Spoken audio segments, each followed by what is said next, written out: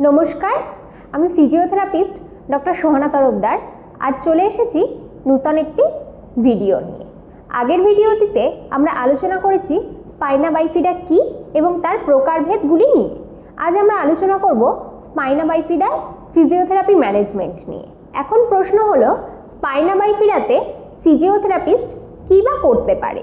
অনেকেই মনে করে থাকেন সার্জারি হওয়া মানেই স্পাইনা বাইফিডার সমস্যার সমাধান হয়ে যায়, কিন্তু সার্জারিতে স্পাইনা বাইফিডাতে তরলপূর্ণ থলিটাকে বাদ দিয়ে দেওয়া হয়, কিন্তু এই সার্জারির পর পিছনের ব্যাক পোর্শনের যে স্ট্রেংথটা সেটা ফিরিয়ে আনা ফিজিওথেরাপিস্টের অধীনেই হয়ে থাকে। আমরা আমাদের আজীবন কেয়ার সেন্টারে প্রতিটি আলাদা আলাদা বাচ্চার জন্য আলাদা আলাদা অবস্থা বুঝে ট্রিটমেন্ট প্ল্যান করে থাকি।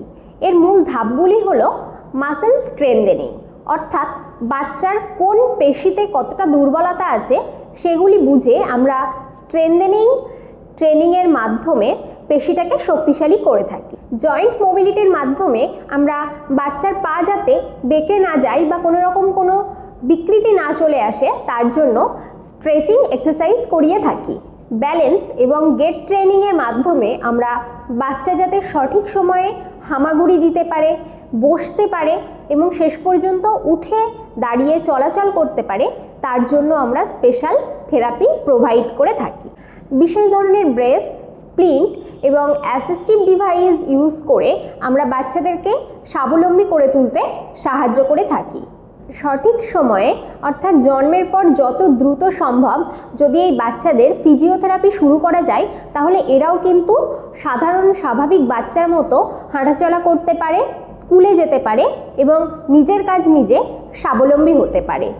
আজকে ভিডিওটি এই পর্যন্তই। দেখা হচ্ছে পরবর্তী ভিডিওতে অন্য কোনো টপিক নিয়ে।